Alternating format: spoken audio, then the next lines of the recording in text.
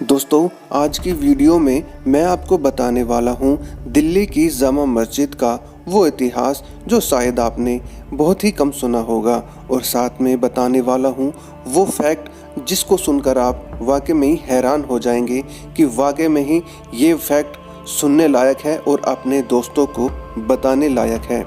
दोस्तों, चलिए शुरू करता हूँ मैं। क्या आपको पता है दोस्तों, दिल्ली की जामा मस्जिद लाल किले से केवल 500 मीटर की दूरी पर है।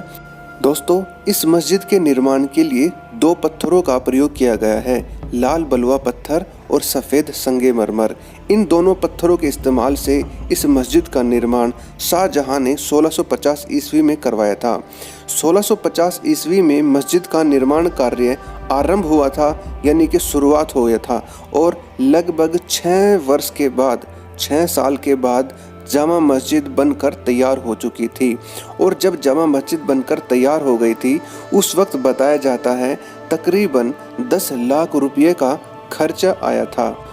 दोस्तों, जब आप इस मस्जिद को घूमने के लिए जाएंगे तो आप देखेंगे कि इस मस्जिद के 3 दरवाजे हैं। पहला दरवाज़ा मस्जिद के ठीक सामने है और बाकी दाएं और बाएं हैं, और तीनों ही दरवाजे शुक्रवार के दिन खोले जाते हैं, क्योंकि उस दिन यहाँ पर नमाजी आते हैं और चारों तरफ काफ़ी भीड़ होती है, इसीलिए इस मस्जिद के तीनों दरवाजे खोल दिए जाते हैं। दोस्तों, क्या आपको पता है शाहजहां जब भी जामा मस्जिद में नमाज पढ़ने के लिए आता था, वो हमेशा दिल्ली दरवाज़े का इस्तेमाल किया करता था। मैं आपको बता दूं, दिल्ली दरवाज़ा लाल किले का वो दरवाज़ा है जो अब पर्यटकों के लिए बंद कर दिया गया है। केवल लाहौरी दरवाज़ा ही लाल किले का खुला हुआ है। दोस्तों, क्या आपको पता है इस मस्जिद के निर्माण में तकरीबन 5000 कारीगरों ने दिन रात मेहनत की और लगभग 6 सालों तक काम किया। और शाहजहांबाद की एक पहाड़ी थी, उसी पहाड़ी के ऊपर इस मस्जिद का निर्माण किया गया था। और जब इस मस्जिद का निर्माण हुआ था, उस वक्त इस मस्जिद को मस्जिद ए जहान कहा जाता था। बाद में इसे जामा मस्जिद का नाम दिया गया था।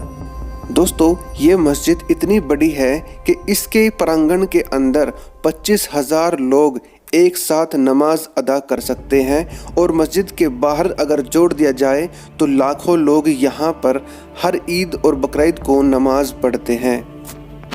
दोस्तों, क्या आपको पता है जब इस मस्जिद का निर्माण पूरा हो चुका था तो इसके उद्घाटन के लिए वर्तमान में स्थित देश, जिसे हम उज़्बेकिस्तान कहते थे, वहाँ से इमाम बुलवाया गया था, जिसका नाम था सैयद अब्दुल गफूर शाह बुखारी था। उसने इस मस्जिद का उद्घाटन किया था। दोस्तों, कहा जाता है कि शाहजहां के बेटे औरंगज़ेब ने जामा मस्जिद की तरह ही बादशाही मस्जिद का निर्माण करवाया, जो कि अब वर्तमान पाकिस्तान में स्थित है। बादशाही मस्जिद का वास्तुशिल्प और जामा मस्जिद का वास्तुशिल्प समान ही नज़र आता है, और इसीलिए कुछ लोग बादशाही मस्जिद को पाकिस्तान की जामा मस्जिद भी कहते हैं। दोस्तों, दिल्ली की जामा मस्जिद से कई घटनाएं भी जुड़ी हुई हैं, जिसमें आतंकवादी हमला भी शामिल है। वर्ष 2006 में जामा मस्जिद के पास एक आतंकवादी हमला भी हुआ था, जिसमें ब्लास्ट में बहुत सारे लोग गंभीर रूप से घायल हो गए थे। और फिर उसके 4 साल बाद यानी कि 2010 में एक बार फिर से दिल्ली की जामा मस्जिद पर आतंकियों ने हमला कर दिया था, जिसमें एक बस थी और पर्यटन से भरी थी, उस पर हमला कर दिया था, जिसमें लोग बहुत बुरी तरह से जख्मी भी हुए थे।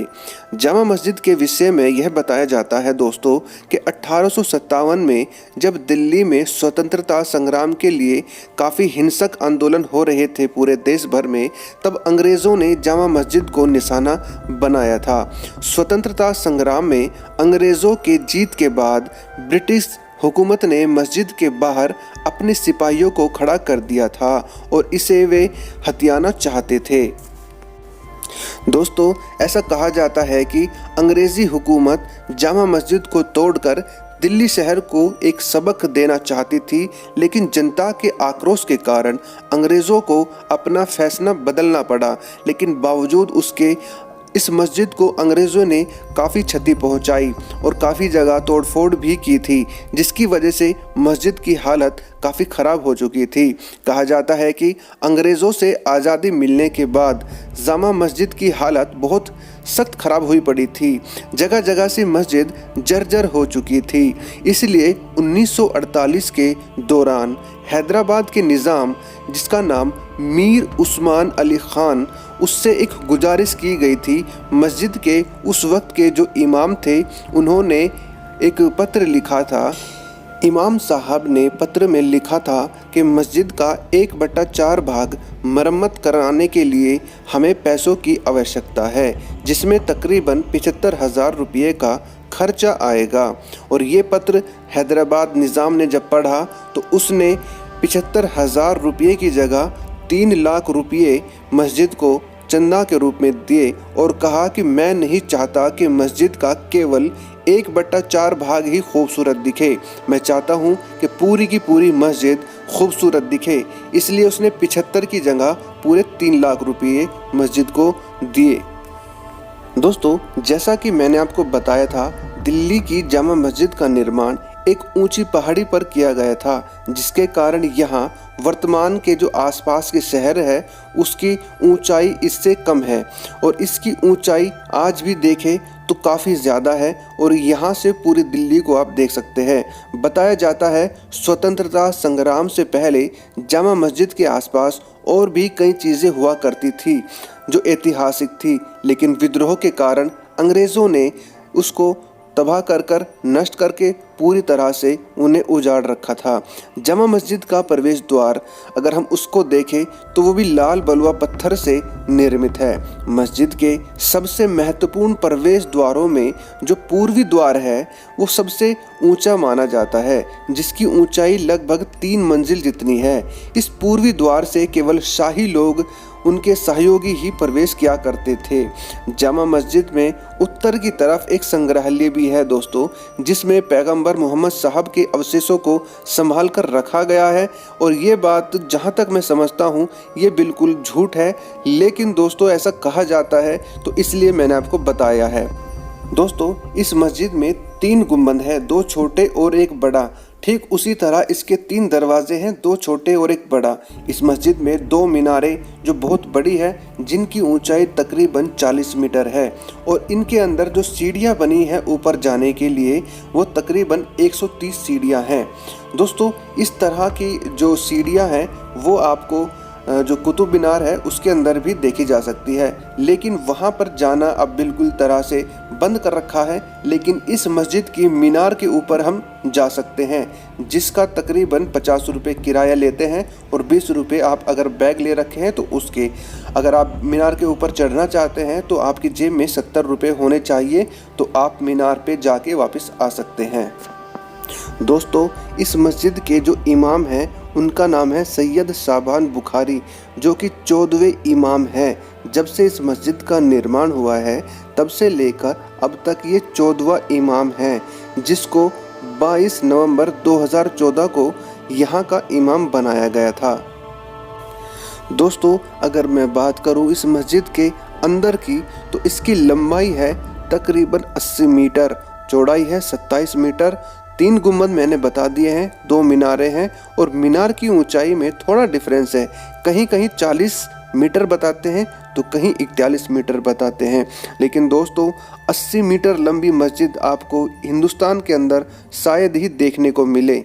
और ये जो इसके गुंबद है दोस्तों, ये गुंबद इसलिए है ताकि इस मस्जिद को एक जगह बनाए रखे और इसकी खूबसूरती को भी दर्शाने के लिए गुंबद का जो बीच का गुंबद है वो थोड़ा बड़ा बनाया गया है ताकि ये और ज़्यादा खूबसूरत दिखे।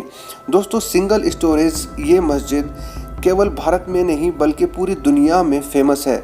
दोस्तों, आप पूरे साल में कभी भी किसी भी दिन अगर दिल्ली के इस इलाके में आते हैं जिसे पुरानी दिल्ली कहते हैं, यहाँ पर आपको लाल किले के सामने जो मस्जिद है और इस मस्जिद के चारों तरफ आपको हमेशा इतनी भीड़ नज़र आएगी कि आपको लगेगा कि पूरी दिल्ली की भीड़ केवल यहीं पर है, क्योंकि इस मस्जिद के चारों तरफ जितनी भी गलियां हैं वहाँ पर किसी न किसी तरह की मार्केट है।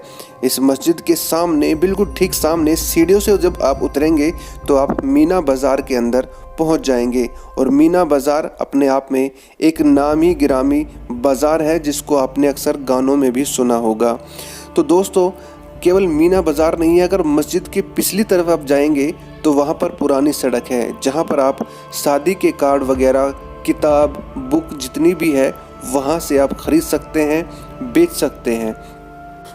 दोस्तों, अगर आप खाने के शौकीन हैं तो मस्जिद के सीधे हाथ की तरफ जो दरवाज़ा है, जिसे शाही दरवाज़ा कहते हैं और दरवाज़ा नंबर 1 भी है, उस दरवाज़े की तरफ एक मार्केट है जहां पर आपको हर तरह का खाना मिल जाएगा। अगर आप नॉन वेज खाते हैं तो वहां पर आप हर किस्म के, जैसे कबाब, बटर चिकन, चिकन टिक्का, सलाद टिक्का और इतने स्वादिष्ट स्वादिष्ट कबाब वहाँ पर है कि आप एक बार खाएंगे तो उंगलियां चाटते रह जाएंगे।